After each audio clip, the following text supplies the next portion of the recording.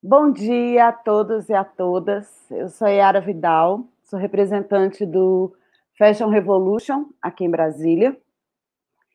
E eu quero primeiro celebrar a minha cidade, Brasília, que hoje completa 60 anos, apesar desse período tão difícil para todos nós, né? Em que o recomendado é a gente ficar em casa, proteger uns aos outros.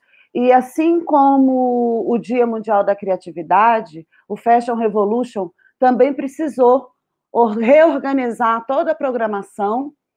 A gente está realizando a Semana Digital, são mais de 100 países. Aqui em Brasília, 60, em Brasília não, no Brasil, né?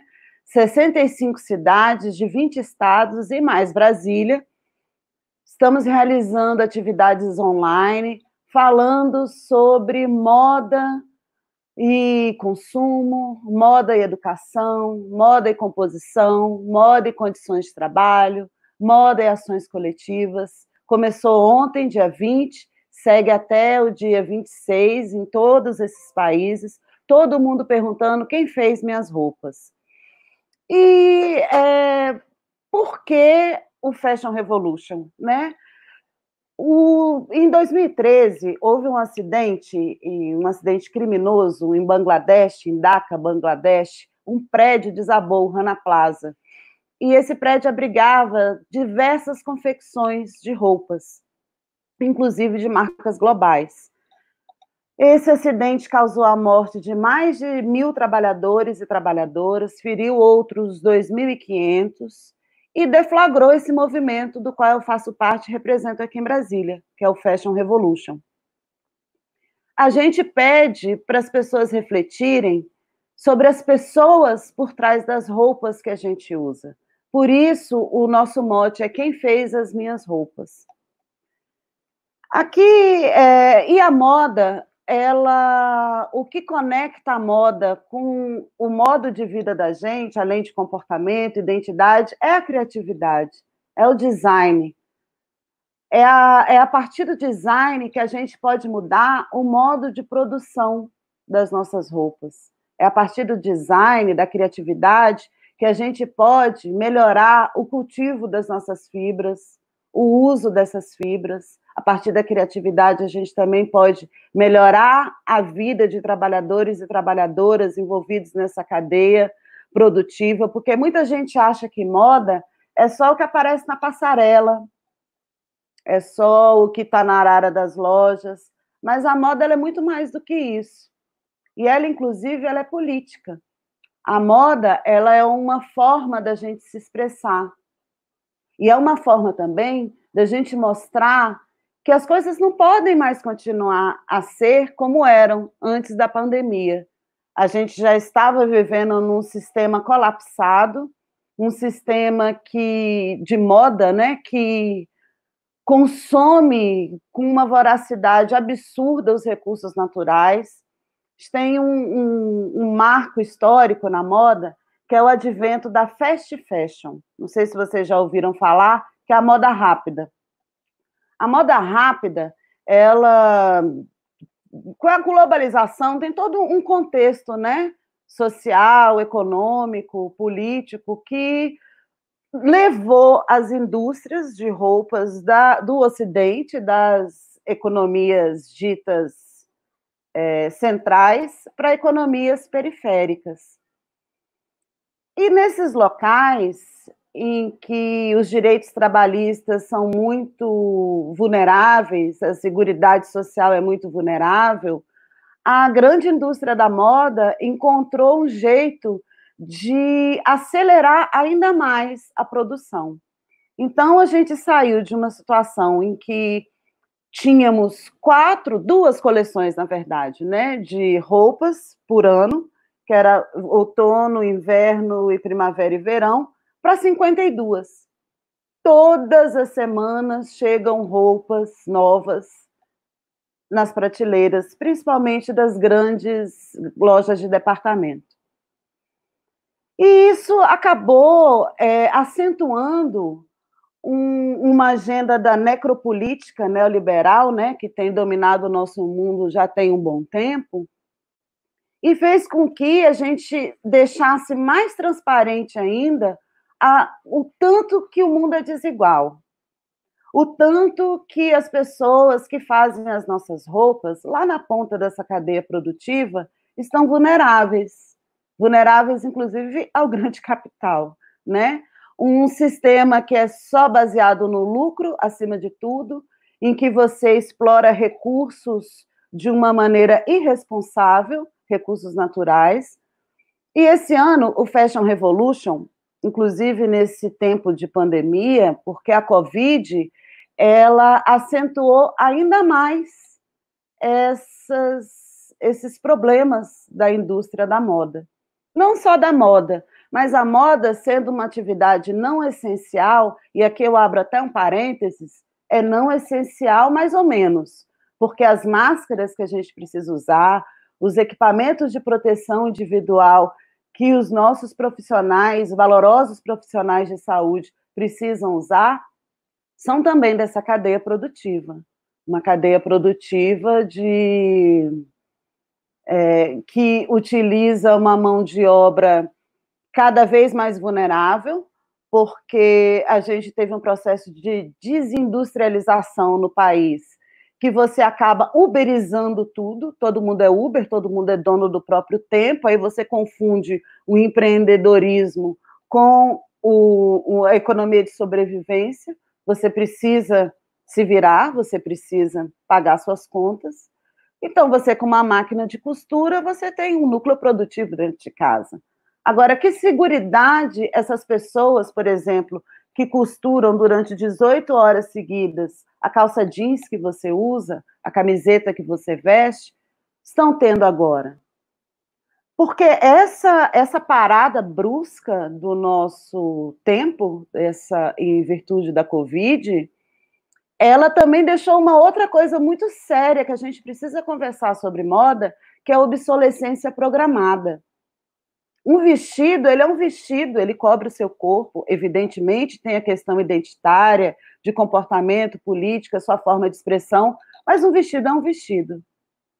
E quando você se dá conta de que você não precisa comprar um vestido por semana, você não precisa se submeter à obsolescência imaginada das coisas, é diferente de uma obsolescência programada de um equipamento eletrônico que deixa de funcionar a contento. Uma roupa, desde que ela não rasgue, ela não vai deixar de funcionar a contento, a fazer, a cumprir o papel dela como objeto, que é cobrir os nossos corpos, nos proteger do sol, da chuva, nos proteger, por exemplo, da Covid, quando a gente usa as nossas máscaras, né, faciais de proteção. E é um momento que a gente precisa refletir. Qual vai ser o futuro da moda? Porque a moda, ela é um ícone. A gente consegue contar, por exemplo, a história do capitalismo observando a moda. Porque a moda, ela só existe num sistema de produção em escala. Então, ela só existe mesmo dentro do capitalismo. No primeiro giro desse sistema, quando veio a energia por carvão e a gente desenvolveu o tear manual, a gente abandonou o jeito artesanal de fazer roupas. No segundo giro, quando veio a energia elétrica e a máquina de costura, a gente acelerou ainda mais esse processo. No terceiro giro, que é o giro da indústria química, na pós-Segunda Guerra Mundial, em que a gente introduziu no mercado os plásticos, poliéster e nylon, por exemplo, para a indústria têxtil, e agora a gente está num quarto giro. Um quarto giro que, inclusive, teve a engrenagem parada à força, que é o giro da era da informação. É o giro da tecnologia, é o giro da possibilidade de você ter uma fábrica inteligente, é o giro que possibilita que eu baixe, por exemplo, um molde de uma peça de roupa e imprima numa impressora 3D. Agora também é o giro em que as pessoas, que a mão de obra humana dessa cadeia, ela que está ficando obsoleta. O que a gente vai fazer com essas pessoas? Como que essa era da informação, nós aqui estamos em casa, responsavelmente seguindo as orientações dos organismos mundiais de saúde, mas tem gente que não tem essa alternativa. A gente está aqui conversando por uma live via internet, mas não é todo mundo que tem acesso à internet. A gente tem vários setores, por exemplo, eu tenho um filho que estuda numa escola particular, ele continua tendo aula. As crianças, os estudantes das escolas públicas não têm essa alternativa. Por quê? Porque o acesso à internet não é universal.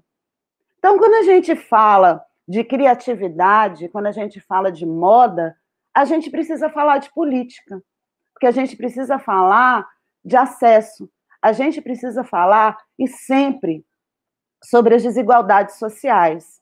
Quando eu participo de um movimento global, como o Fashion Revolution, eu tenho que ter um olhar para o que acontece no meu país. Eu tenho que ter um olhar para um dos países mais desiguais do mundo. Eu tenho que ter um olhar para essas pessoas antes de falar que a gente não pode usar poliéster. O ideal seria que realmente ninguém usasse poliéster. Não sei se vocês sabem, mas o microplástico que sai das nossas roupas, quase um terço dos oceanos, a contaminação de microplástico dos oceanos, vem das nossas roupas. Agora, eu também tenho que lembrar que o plástico democratizou o acesso ao consumo. Tem gente que só tem recurso para comprar poliéster, para usar plástico. Então, a gente precisa refletir sobre a realidade que nos cerca. Quando o movimento Fashion Revolution critica o fast fashion, eu critico também. Mas aqui no Brasil, o meu olhar tem que se voltar, por exemplo, para o trabalho escravo, ou análogo à escravidão, né, como a gente costuma dizer, porque a indústria da moda é uma das mais vulneráveis desse tipo de problema. Aí eu volto ao assunto da nossa conversa, moda e política. O que moda tem a ver com política? É impossível eu discutir uma indústria da moda mais ética se eu tenho um plano de necropolítica neoliberal ecocida. É impossível eu discutir condições de trabalho num ambiente de desmonte de direitos, carteira verde e amarela, reforma trabalhista, em que as pessoas vulneráveis ficam cada vez mais vulneráveis. Eu não tenho mais sequer um Ministério do Trabalho. O Ministério do Trabalho, ele agora está submetido à lógica da economia, não é das pessoas. Não é por acaso que o Ministério do Trabalho, toda a estrutura dele foi para dentro do Ministério da Economia. É muito difícil eu discutir uma moda representativa em um ambiente que tem uma heteronormatividade tóxica. É muito difícil eu discutir equidade de gênero em um país em que feminismo virou palavrão, em um país em que a expressão dos nossos corpos que determina se você é ou não feminista. As pessoas confundem feminismo com depilação de axila.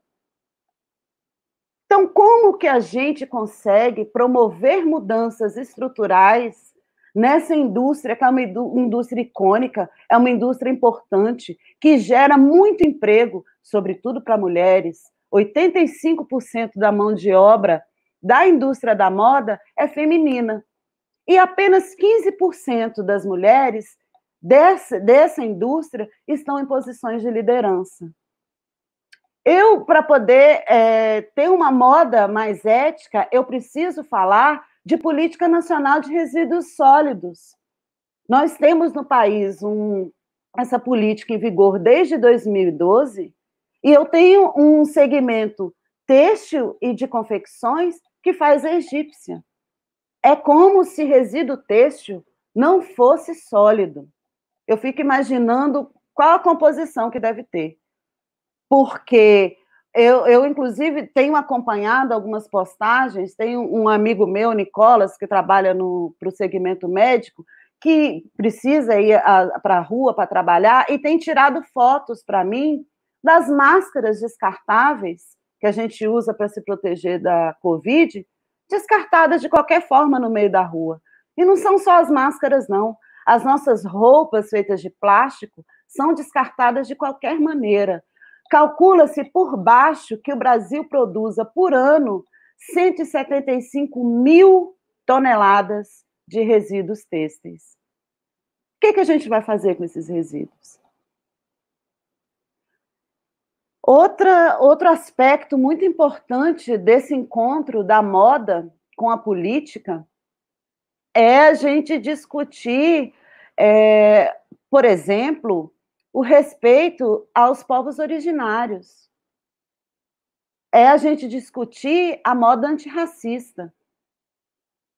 Eu acredito que só é possível a gente mudar a matriz de produção, que a gente estava numa aceleração absurda, se a gente tiver uma construção coletiva de políticas públicas. É impossível mudar qualquer coisa com a bondade de um ou de outro. É importante a responsabilidade socioambiental das empresas, a responsabilidade de consumidoras e consumidores, mas é um combo. Não dá para a gente promover mudanças só fazendo lives.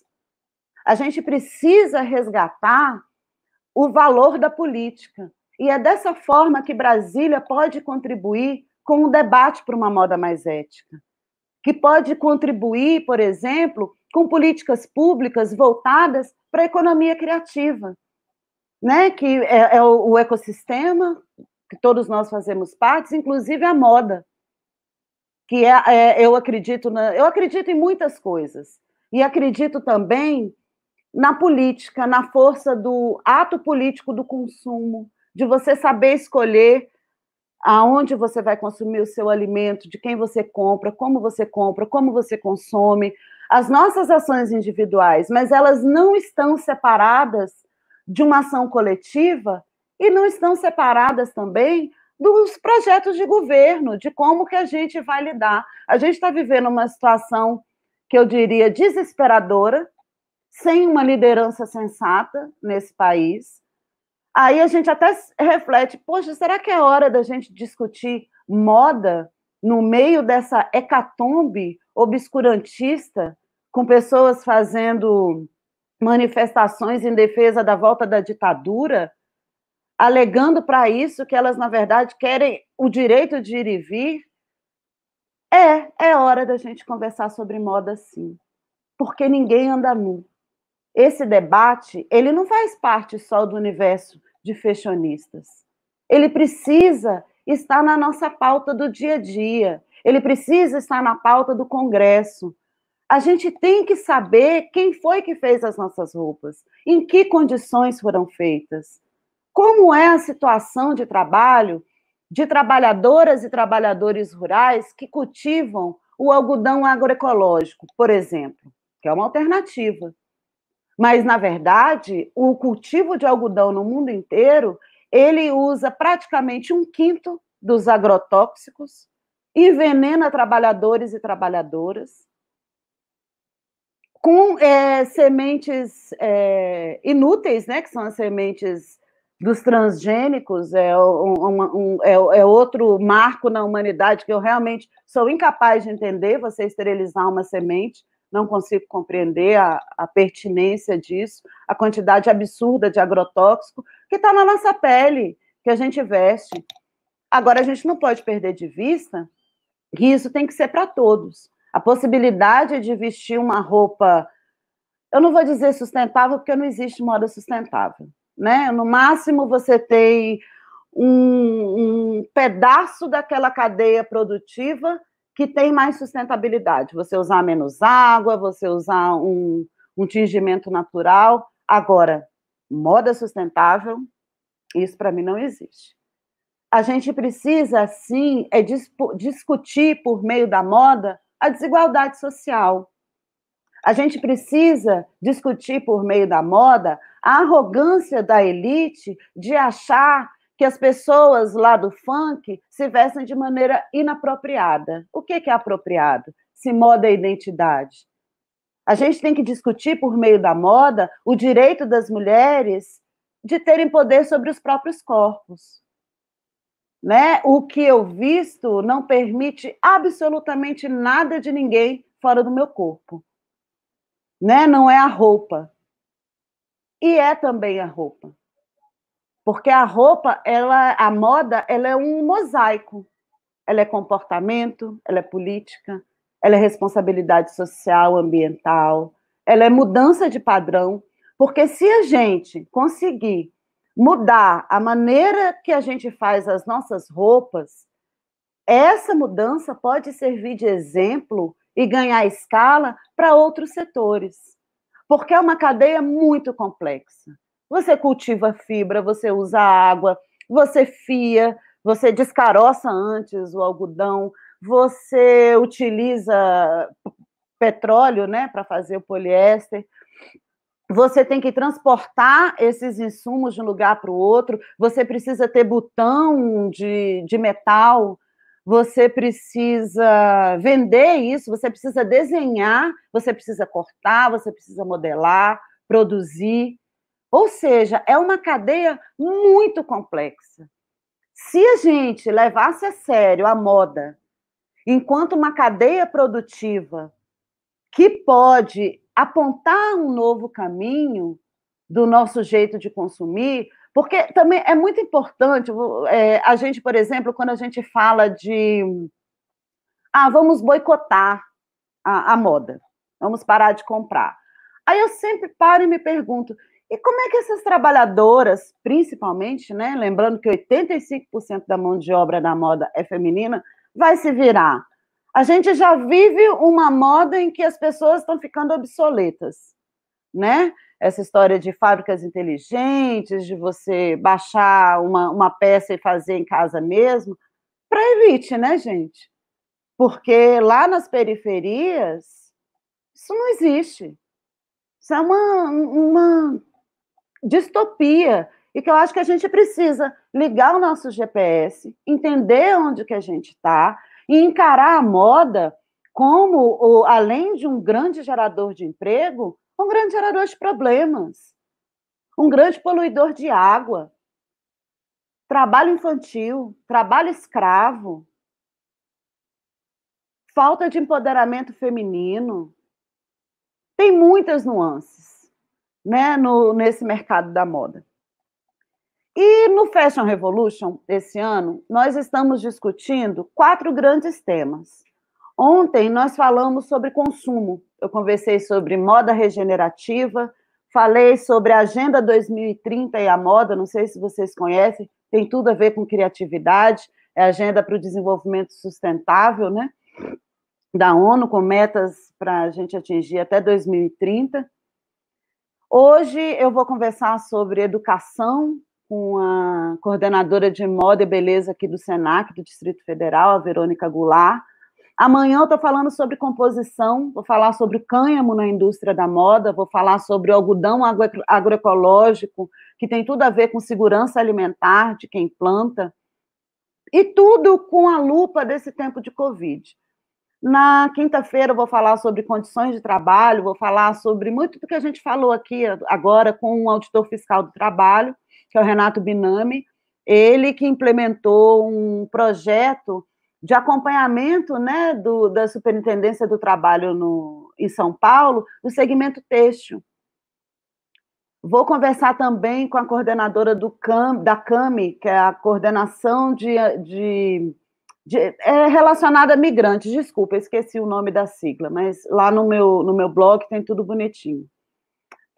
Vou conversar também com a Ailton Krenak, um muso, né, que nos inspira com uma cosmovisão indígena que não aparta a humanidade da natureza, que é justamente a maneira como a gente tem vivido.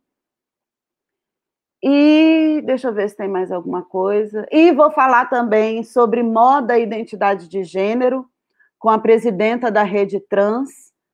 Vou falar com o Sebrae DF sobre iniciativas de como manter pequenos negócios em meio a essa crise da Covid. E também vou falar com a Milena Abrão, que é uma especialista em comunicação digital, sobre como vender em redes sociais. E outra coisa que eu acho importante a gente falar, principalmente quando a gente fala de criatividade, eu acredito que a criatividade seja uma expressão local, é uma expressão do nosso ecossistema, de onde a gente vive.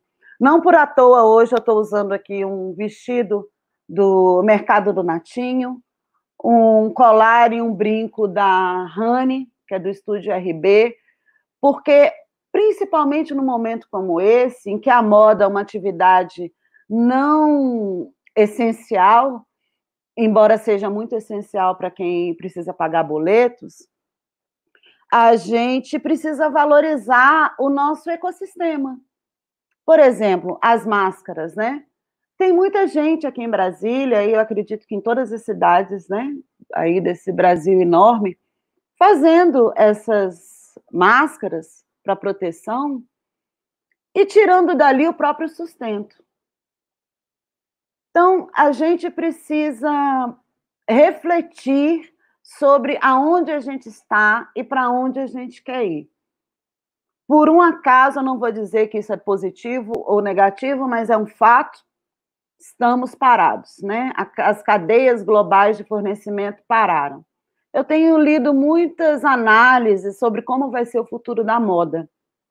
O Giorgio Armani, inclusive, um dos ícones, né, da moda da alta costura, de moda de alto luxo, comentou que ele cansou desse modelo de ter que fazer um modelo de negócios em que a obsolescência imaginada é uma coisa que devora, inclusive a criatividade, você ter que lançar uma coleção, uma mini coleção, uma coleção cápsula, uma peça por semana. Não cabe mais isso, será? Será que a gente realmente vai mudar? A gente, por exemplo, está com as nossas cadeias globais de fornecimento, porque a moda é uma coisa gigantesca, um Titanic, né, que vai atravessando um mar de responsabilidade no modo de produção, em que, de repente, está tudo parado. Eu não tenho mais como trazer de Bangladesh, comprar da China.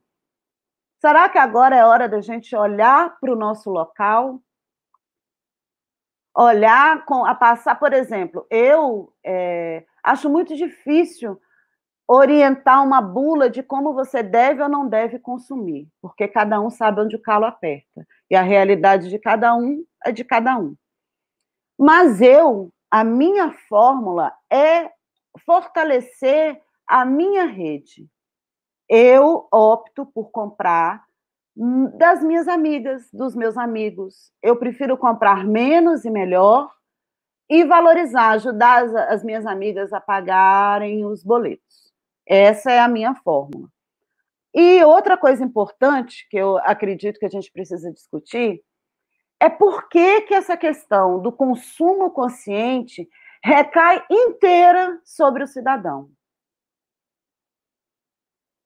A gente precisa de políticas públicas, a gente precisa de educação para esse consumo consciente. A verdade é que a gente forma mentes apenas e tão somente capitalistas e liberais. Tudo que a gente estuda é sob o ponto de vista do capital. Quando, por exemplo, as pessoas falam de PIB, para mim, eu até arrepio, porque é uma métrica em que as pessoas não existem. O que existe é produção de riqueza. Aí você vai fazer um ranking. Como assim? E onde estão as pessoas? Onde é que está a qualidade de vida dessas pessoas? Onde que está o planeta que a gente vive? Porque a produção, ela simplesmente foi descolada da natureza, do planeta. É como se fossem duas realidades que se chocam. É por isso que a gente está nesse buraco que a gente está.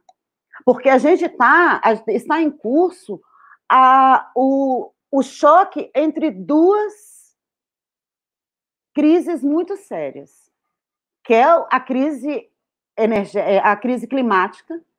A crise climática é uma realidade, não é a Covid que vai mudar isso, e uma crise que a gente já está esperando há muito tempo, né? Eu acho que confia na ciência sabe que uma hora, mais dia, menos dia, isso ia acabar acontecendo.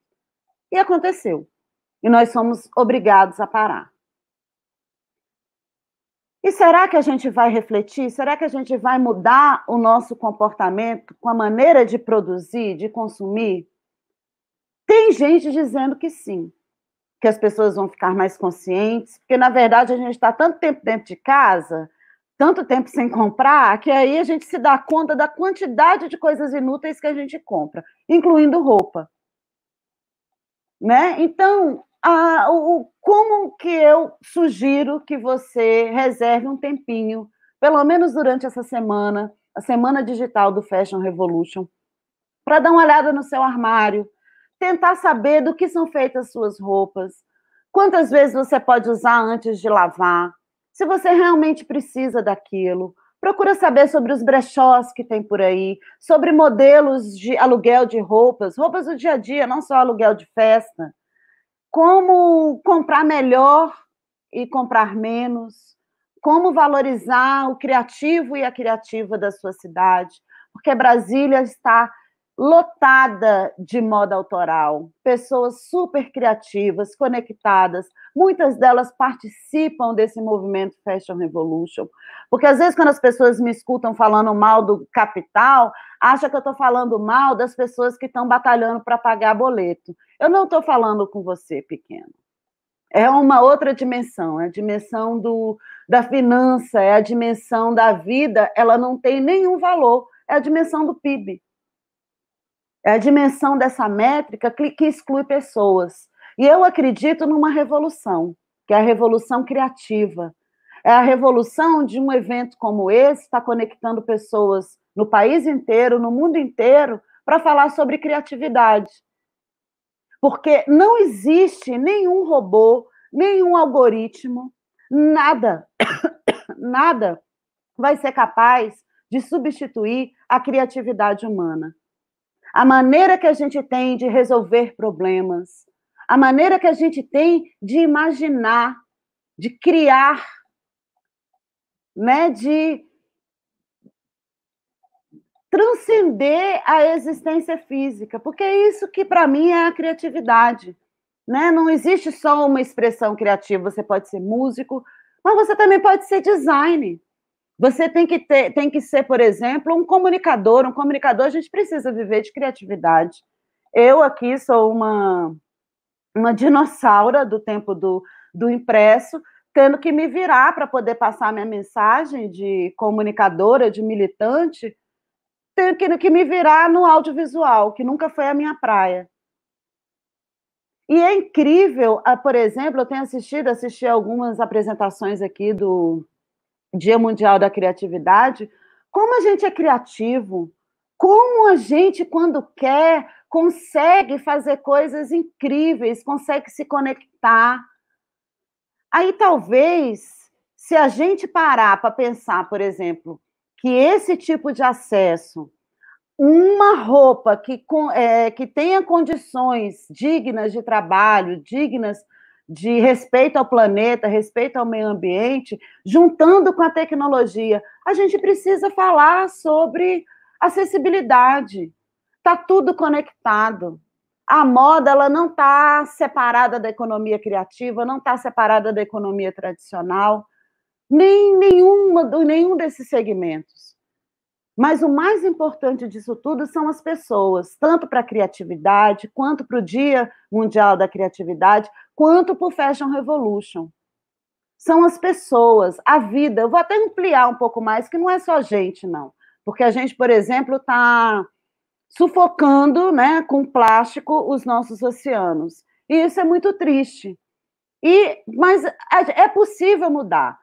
É possível que a gente, com pequenas atitudes, aqui no nosso universo particular, mas também pedindo ações coletivas, pedindo para esse encontro da moda e a política não seja só dizer qual é a roupa que a deputada X está usando.